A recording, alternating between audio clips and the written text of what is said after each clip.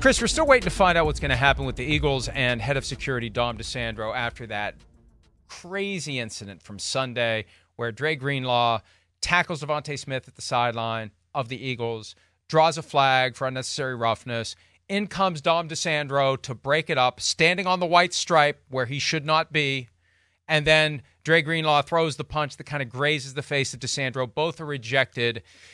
And I've been trying to figure out where this is going to go. And there's two prongs to this. What is the league going to do about the Eagles and DiSandro? And what is the league going to do about the future? Well, the memo came out yesterday reminding teams in very strong terms about what non-players can and can't do, where they can and can't be. And this is the key line. Under no circumstances are club personnel to engage with or make physical contact with another club's players or personnel. DiSandro put his hands on Greenlaw. Whatever the motivation, just trying to keep the peace, just trying to prevent a fight, just trying to keep this from escalating, that's what the officials are there for. Someone who isn't a player who's on the sideline should never walk onto the white stripe and do that. And this isn't an indictment of Dom DiSandro's character. It's not a commentary about whether or not he's a good guy or a bad guy. He did what he did, and he shouldn't have done it. And here's the key, and we reported this yesterday before the memo was leaked to everybody, including us. There was a memo in September specifically targeted to the conduct during games of non-players. So no one can say, oh, you didn't remind us recently. I mean, that memo was out there, and the fact that that memo was sent, that changed my opinion completely, because previously my attitude was, okay, fine, there's no need to hammer Dom DiSandro or the Eagles. Let's just say going forward, this is what the rule is going to be, and if somebody runs afoul of it, there's going to be hell to pay. They already sent out the there's going to be hell to pay memo in September. So there's going to be hell to pay now that the Eagles and DiSandro violated what the league had made it clear non-players shouldn't do. Well, I mean, as we talked about Monday, it's a no-no, right? Everybody knows that. You're not in the uniform. You don't get involved in altercations. You got no business. It's not your fight. Just sit back and watch the game and do what you're supposed to do. So that's a no-no. And like you said, Dom DiSandro, I mean, I think he's awesome. I like him. It's not an assassination on his character. Definitely not. He made a mistake here. He was wrong. The Eagles coaches are, their whole staff, they're a little emotional. We've seen that too. And that's not a bad thing. I like that about them. But, I mean, we saw Nick Sirianni jawing with people 2 different times in the pregame, on Sunday, right? Let alone yelling at Chiefs fans after that game, doing stuff like that.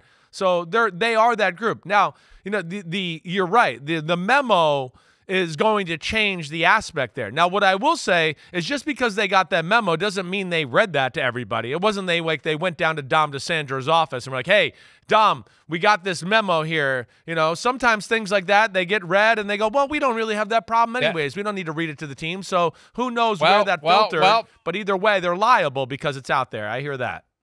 Exactly. Yeah. Anything that comes from the league to the teams that has lists of things that people can and can't do, that needs to be taken seriously and communicated thoroughly to anyone involved because they're watching this. And if we have an accidental screw-up, they're not going to say to us, oh, you didn't send out the memo. Oh, that's okay. We sent you the memo and we expect you to do something with it. That's how, once I found out, because, look, as you can imagine, the Eagles are exercising their prerogative to work the back channels to try to make their case to people who may or may not have a platform in this business, who may or may not be criticizing what they did, and that may or may not include me.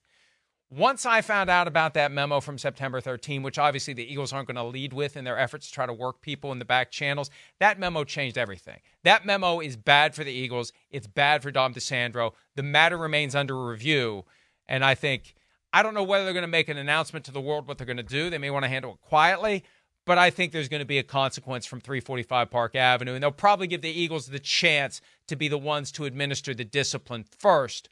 And if the Eagles don't do it, then the league will. Well, that's we may never know about it. Yeah, you're right, and I kind of think that's how it'll happen. The Eagles will want to do it themselves, so it doesn't become a league thing. Put the cameras on him. Right. Put the cameras on him Sunday night. Well, I mean, we got the game. Let's see if he's there. Yeah, putting your hands on him, and by all due accounts, reading his lips, him putting the hands on first and saying that's BS.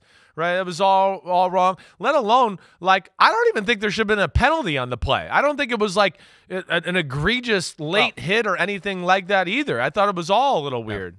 Hi, it's Mike Florio. Thanks for watching PFT on YouTube. Hit subscribe for the latest news and analysis from Pro Football Talk.